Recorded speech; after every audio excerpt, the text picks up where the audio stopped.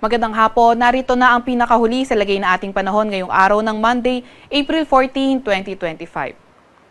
Sa kasalukuyan nga ay itong frontal system, patuloy pa rin yung epekto sa extreme northern Luzon at itong easterlies o yung mainit na hangin galing karagatang Pasipiko, patuloy ang epekto sa nalalabing bahagi ng ating bansa. Itong frontal system, asahan natin na magdadala ng maulap na kalangitan at may mga pag-ulan sa Batanes, Cagayan, pati na rin sa Apayao. Samantalang easterlies naman ang magdadala ng maulap na papawirin, mga kalat-kalat na pag-ulan, pagkidlat at pagkulog sa Zamboanga Peninsula, Basilan, Sulu at Tawi-Tawi. Kaya yung ating mga kababayan, lalo na yung mga inuulan ng mga nakaraang araw pa ay pinag-iingat sa mga banta ng pagbaha o hindi kaya pagguho ng lupa. Para naman sa lagay ng panahon sa Metro Manila at nalalabing bahagi ng ating kapuluan, asahan pa nga rin natin ang fair weather condition kung saan mainit at maalinsangan simula umaga hanggang tanghali pero pagdating ng hapon hanggang gabi ay tumataas ang mga tsansa ng mga localized thunderstorms. Sa kasalukuyan naman ay wala pa rin tayong namomonitor na low pressure area or bagyo sa loob or malapit sa ating Philippine Area of Responsibility.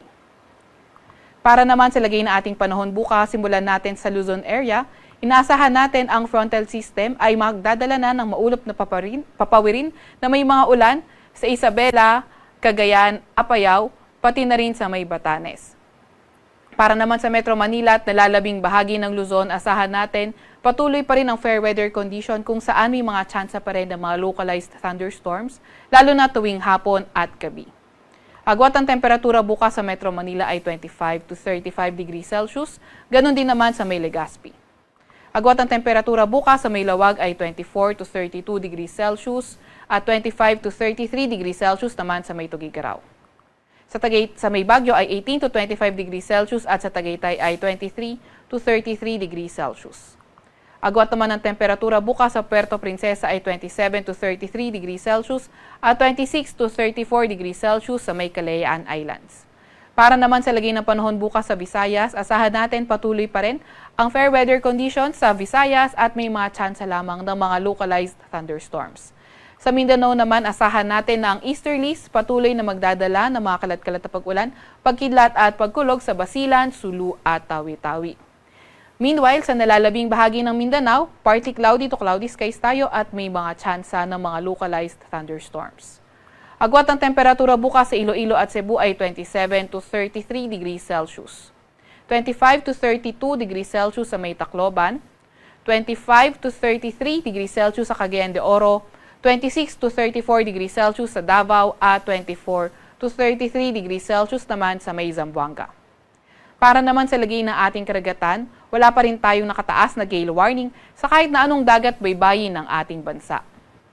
Para sa 3-day weather outlook na mga pangunahing syudad natin, nakikita nga natin sa Metro Manila, Baguio City, Legazpi City at sa malaking bahagi ng Luzon, magpapatuloy ang partly cloudy to cloudy skies condition at may mga tsansa ng mga localized thunderstorms lalo na tuwing hapon at gabi. Subalit, sa bandang silangang bahagi ng Northern Luzon, posible na until Wednesday, magdala ng mga paulan ang frontal system. Agwat ang temperatura sa Metro Manila, 24 to 35 degrees Celsius. 17 to 26 degrees Celsius naman sa Baguio at 25 to 32 degrees Celsius sa Legazpi. Para naman sa 3-day weather outlook na mga pangunahing syudad sa Visayas, sa Metro Cebu, Iloilo City at Tacloban City, Wednesday to Friday, asahan nga natin patuloy pa rin ang fair weather conditions at may mga tsansa ng mga localized thunderstorms. Agwat ng temperatura sa Metro Cebu sa susunod na 3 araw ay 27 to 33 degrees Celsius. 26 to 33 degrees Celsius sa Iloilo City at 25 to 33 degrees Celsius naman sa may Tacloban City.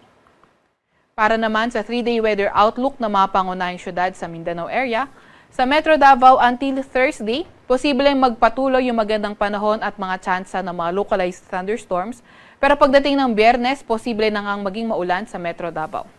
Cagayan de Oro at Zamboanga City, Wednesday until Thursday, patuloy pa nga rin ang partly cloudy to cloudy skies condition with chances of localized thunderstorms. Yung mga kasamahan natin sa Regional Services Division patuloy na magpapalabas ng mga thunderstorm advisory, rainfall advisory o hindi kaya heavy rainfall warning kung kinakailangan.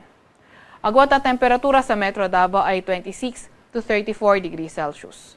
25 to 33 degrees Celsius sa may Cagayan de Oro City at 25 to 34 degrees Celsius naman sa may Zamboanga City. Sa Kalakhang, Maynila, ang araw ay lulubog ngayong 6:10 ng gabi at sisikat bukas ng 5:43 ng umaga. Huwag magpapahuli sa update ng Pag-asa. I-follow at ilike ang aming X at Facebook account, DOST_Pag-asa. Mag-subscribe din sa aming YouTube channel, DOST-Pag-asa Weather Report. At para sa mas detalyadong impormasyon, bisitahin na aming website, pag-asa.dost.gov.ph. At yan nga munang pinakahuli sa lagay na ating panahon mula sa Weather Forecasting Center ng Pag-asa. Veronica C. Torres, nag-uulat.